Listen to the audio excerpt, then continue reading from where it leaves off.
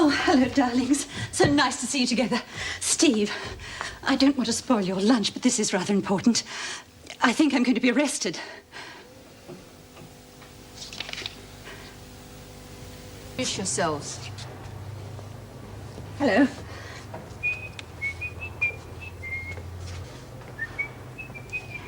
I'm Clara Goddard.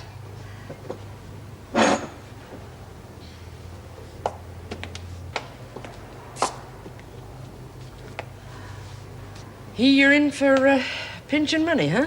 Well, it's not quite as it seems. Innocent, huh? Oh, no, I did take some money, but I didn't keep it. There is a slight difference. How much did you get away with? A little over $250,000.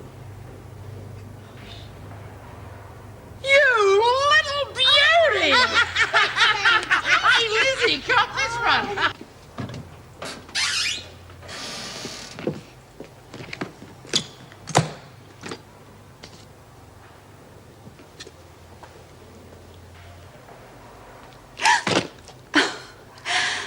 You startled me.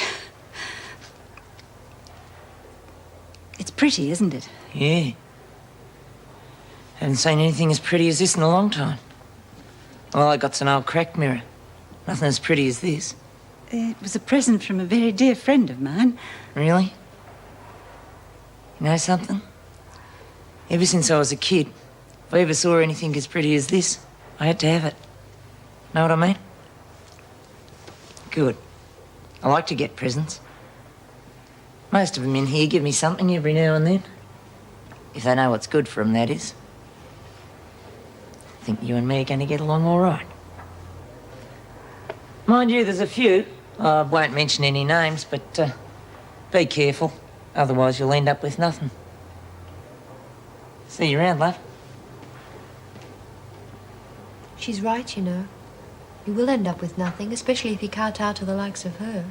Stand up for yourself, otherwise they'll make your life hell in here. I know, but what can I do? I'm useless with people like her. I just give way. Look, it's dog eat dog in here. If you don't give as good as you get, they'll walk all over you. That's a dinner bell. You coming? I'll be along in a moment. Right. Remember what I said? Thank you.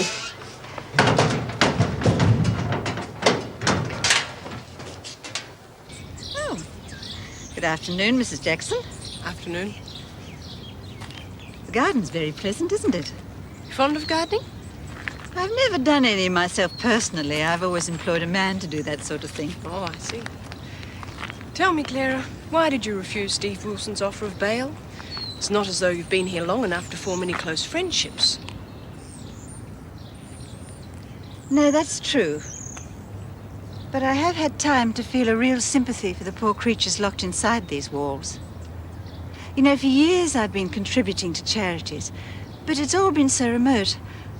I've never got involved with the disadvantaged myself before. Disadvantaged? But now that you're actually here... Yes, now that I'm actually in at the grassroots, I'll be able to help from the ground level. It's a wonderful opportunity. And it's so much more rewarding than simply giving donations, no matter how large. This isn't a home for wayward girls. There are some very tough women here. Women who've killed and bashed and wouldn't think twice of killing again. I don't think I'll have any problems with that sort. My good friend, Monica Ferguson, will look after me. Monica is one of the tough ones I'm talking about. Oh, it's all very well now that you've got her on side. But if she ever decides to turn against you, life could be very unpleasant for you.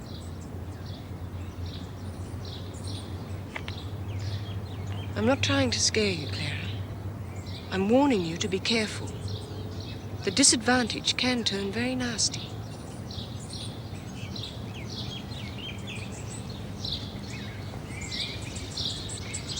Do we have something special to look forward to? Seems like a hell of a lot of trouble for one feed to me, if you ask me. Ladies, I can't say gentlemen, I wish I could. Ladies, one and all, I want to welcome you to my birthday party. I was nearly going to say, it's so good of you to come. Very funny. Thank you, darling. Now, let's all enjoy the fruits of our labours. There should be oodles of wine, of course, but force majeure, as it were. And now, we'll have Connie's lovely soup. The girls seem to have enjoyed themselves. Yes, I think everybody's got something out of this. I know it's salt enough, don't you? Clara, I think there's been a bit of a cock-up with the soup. It's stone cold. But it's fishy swaz, my love. Right. Excellent, Clara. It's all Connie's work. Connie, dear, a triumph.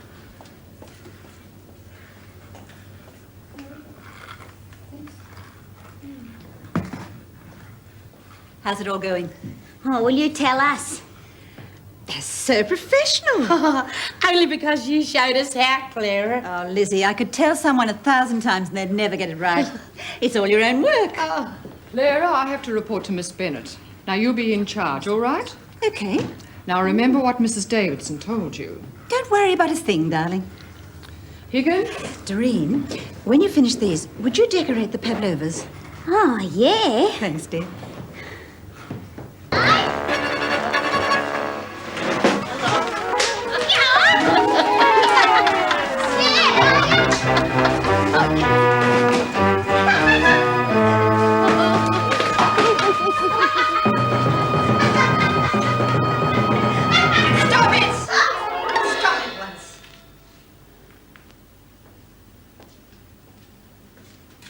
How dare you abuse the trust that Mrs. Davidson showed us? If anyone saw this mess, it'd ruin the whole work project. Is that what you want? We got carried away. That's right. Just happened. I don't want to hear any excuses. Clean it up. Yes, Clara. And tidy yourselves as well. Can you spare a tiny moment, please, Erica? What are you doing here? Well, I wouldn't insist, but it's so important.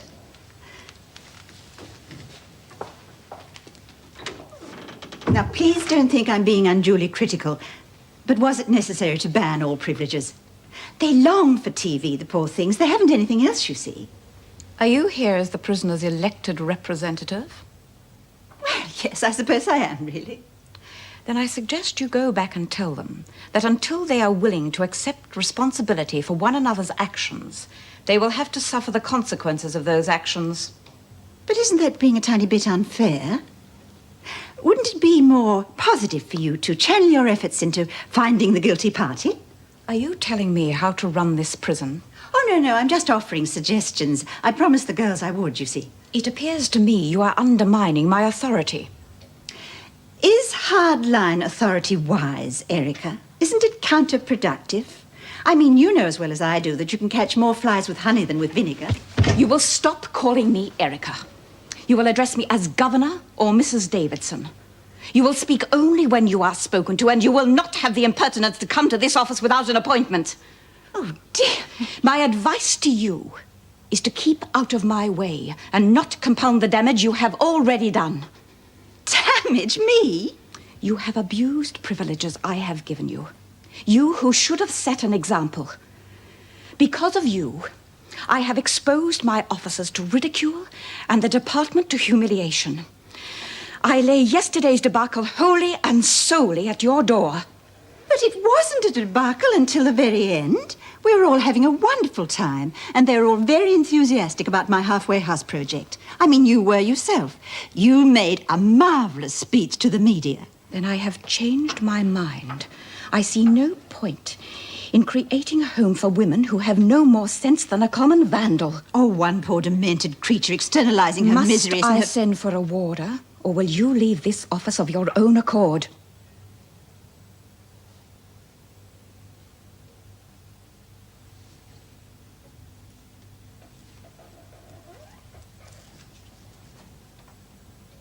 I understand, dear. It's a bad time of the month.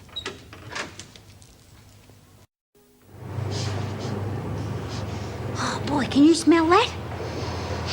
I certainly can. It's cabbage. I love boiled cabbage. I think it's revolting. Yeah. Maybe I just got used to it. Well, maybe I got a tapeworm. Yeah, that could be it. I could have a tapeworm. Oh, I don't think so, love. Tapeworms are choosy. Oh, Bea, don't be disgusting. Oh, I'm sorry, Miss Goddard. I forgot we don't talk about tapeworms here in track, do we? Come in. One of the prisoners wants a word with you, Mrs. Davidson. Which one? Goddard. You wanted to see me? Yes, it's about Karen and Lynn. I think it's entirely unfair that they should be denied the benefits of the day release scheme. Is that a fact? In fact, Lynn is very upset. She thinks the nurseryman may well cancel her employment. Oh, that would never do, would it? So I have come to plead her case. That won't be necessary. Lynn can go back to work this morning. Karen too, for that matter. Well, I'm glad we see eye to eye. Makes a change, doesn't it? You mean it's all right? I can go too. That's right. Oh, that's terrific. Well, I'm damned if I know how she did it, but it's all right by me. Oh, for she's a jolly good fellow, for she's a jolly good fellow. Thank you, Clara. How'd you do it? I just reasoned with her. Thank you so much. I've come to say goodbye. Goodbye. You mean they're letting you out of here? That's right, Lizzie. Well, what's so funny? Nothing. Where are you going? Fairley. They're transferring me to Fairley. Well, now, is that right? I know the head sherang over there among the women. She'll give you a run for your money. I don't think so, Bea. I'll be in the remand section. It's to keep me away from the hardened criminal element. Very funny. How are we going to get along without you here? Oh, Must be, right? Too bloody right. Come on, Goddard. Wagon's out the front. I just heard. What are you doing here? Oh, well, Clara's leaving. That's none of your business. But I just come to say goodbye. You're supposed to be working in the garden. Now get out there. I just could. Get out! That makes you feel 10 feet tall, Miss Bennett. Come on, Goddard.